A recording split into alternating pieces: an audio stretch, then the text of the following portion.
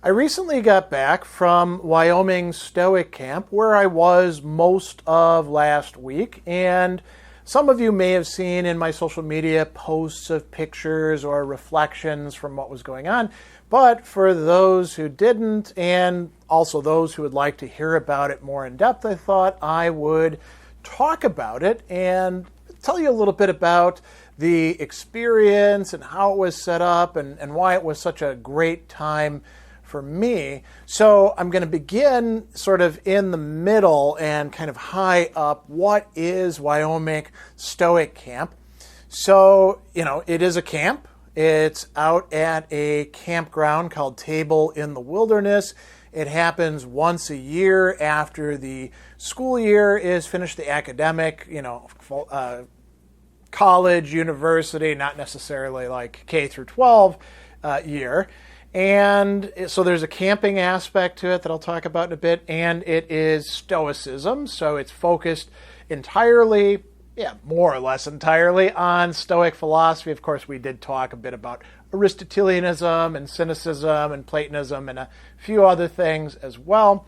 And it is out in Wyoming, in a pretty high altitude area out in the wilderness, and it is really an enjoyable thing.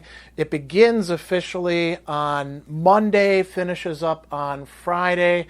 So you really got like 4 full days, and you could say 5 days if you want, but one is getting there and beginning it, and then the other is sort of wrapping up and everybody driving or flying out.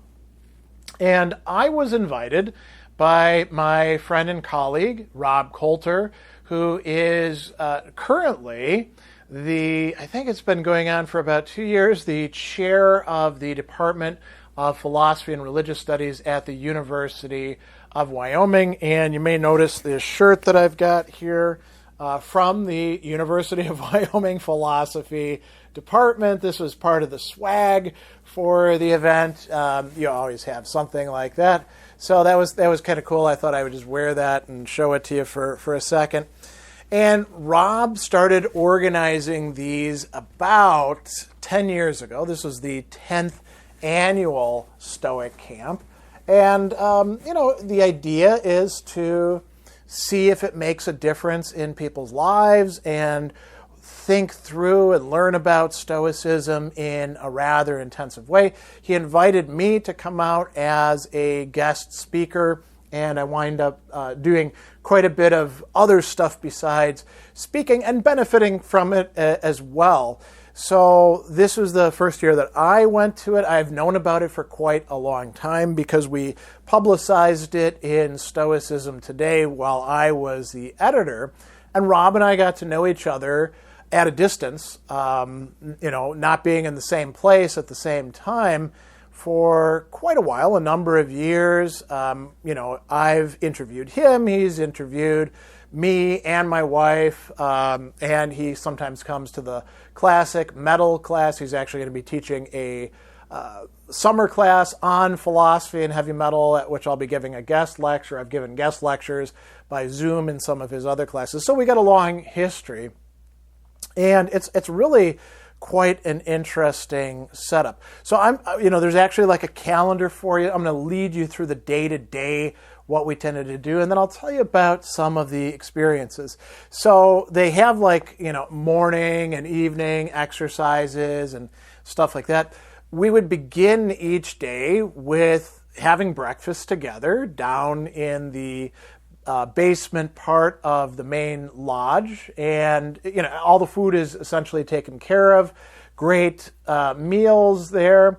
So we have breakfast together. We'd always go in and get some coffee before that, those of us who are coffee drinkers. And then, shortly after breakfast, we would have our morning activities, generally a large group reading and discussion. And what we were doing for that was taking Seneca's letters, and each person would read aloud a paragraph, and then we would discuss it. what questions do people have? What is the text actually saying?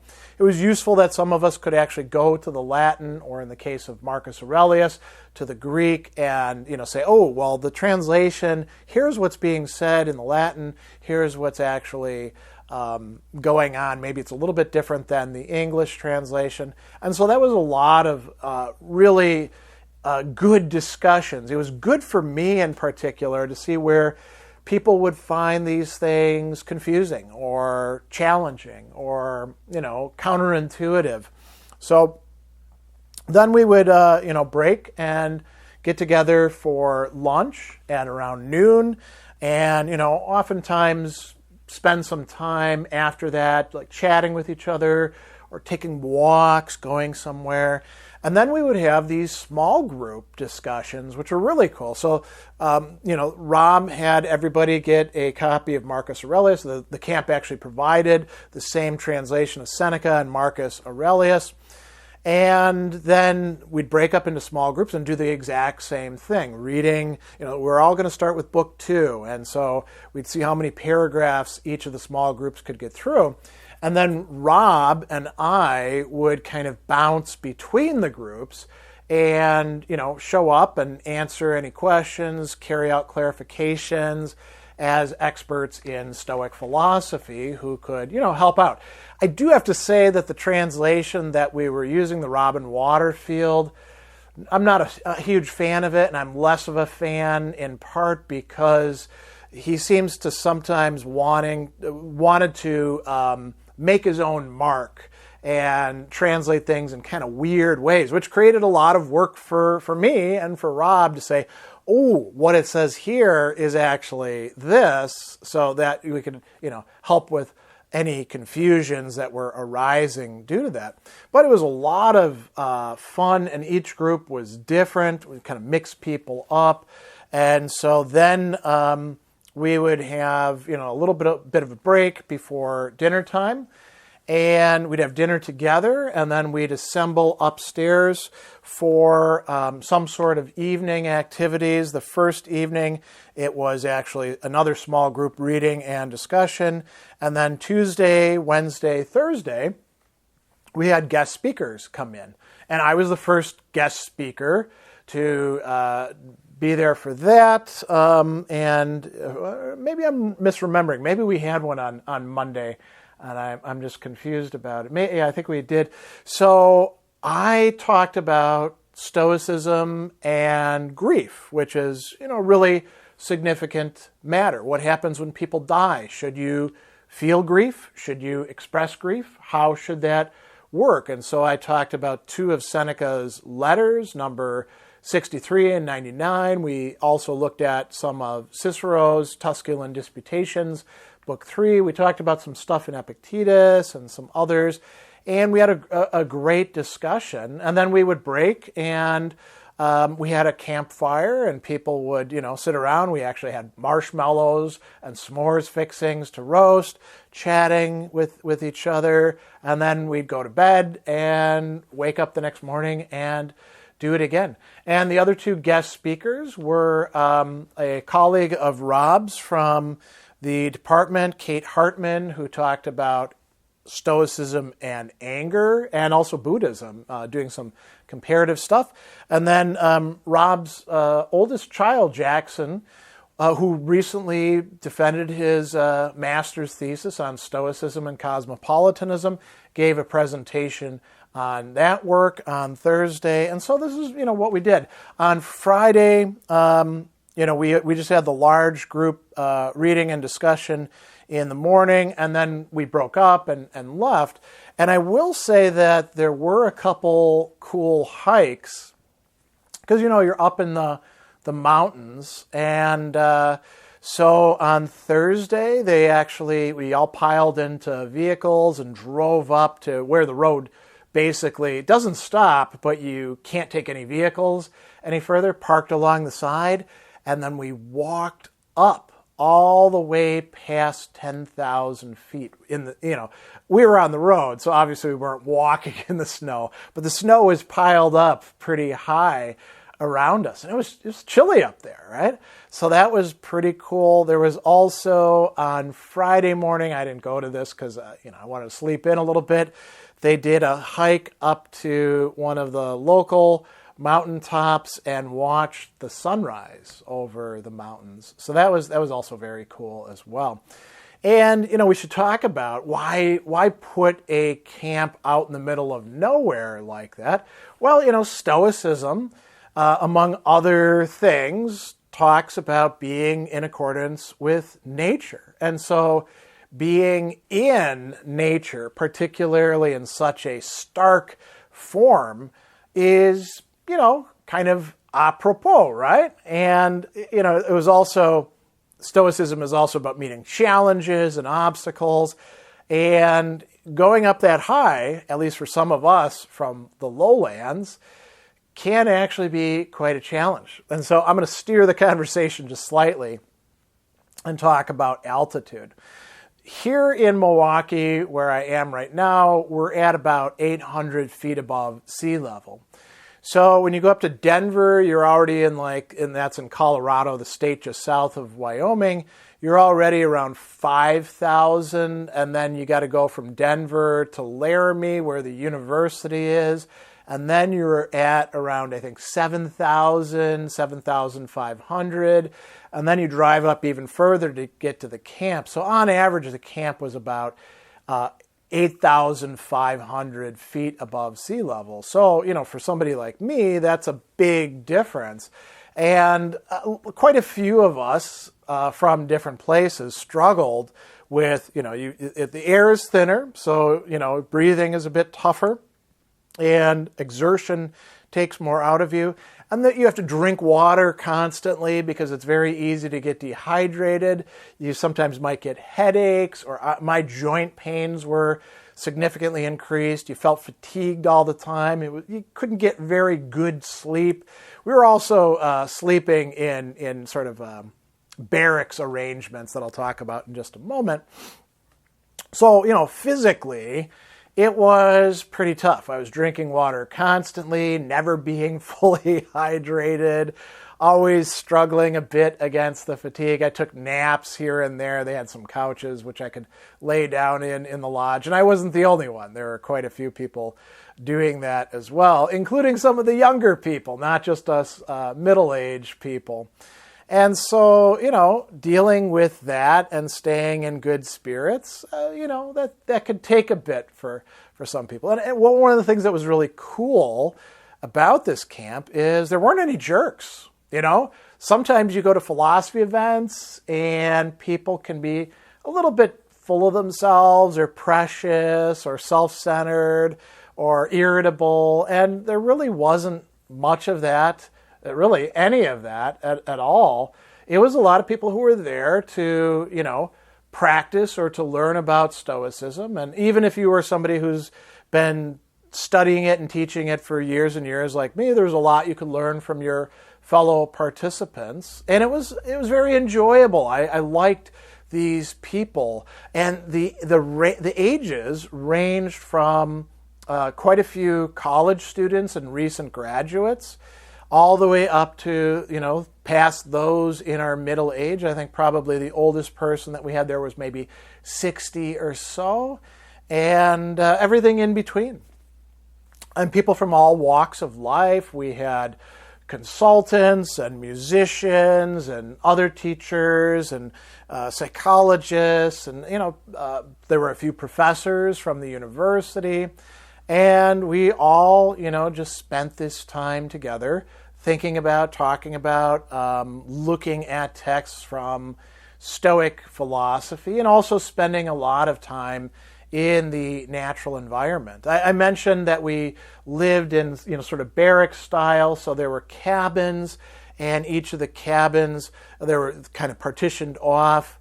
There were bunk beds, and you bring your sleeping bag and your pillow. I had it packed into a giant suitcase along with your clothes, and you put your sleeping bag there and your pillow there, and you're sleeping. I slept in a cabin that just had us three older guys, And so, you're snoring and people are getting up in the middle of the night to use the bathroom and stuff like that. So your sleep is getting a little bit interrupted. You try to be as courteous as you can to your cabin mates.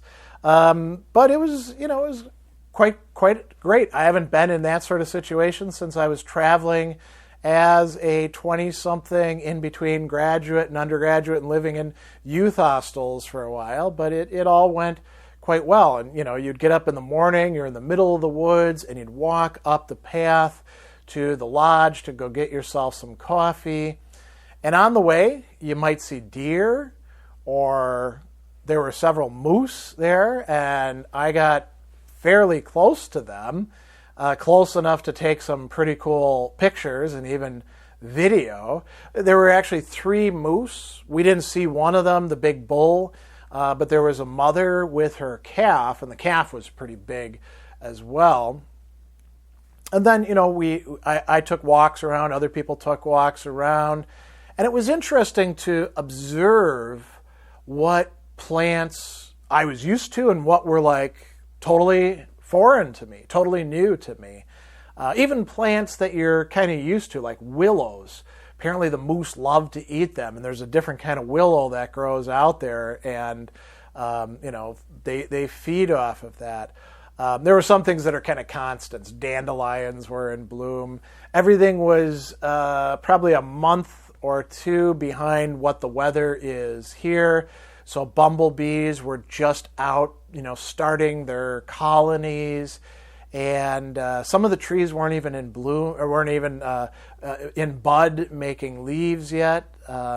So it was especially the further we went up in scale. There's still a lot of snow up high in the mountains.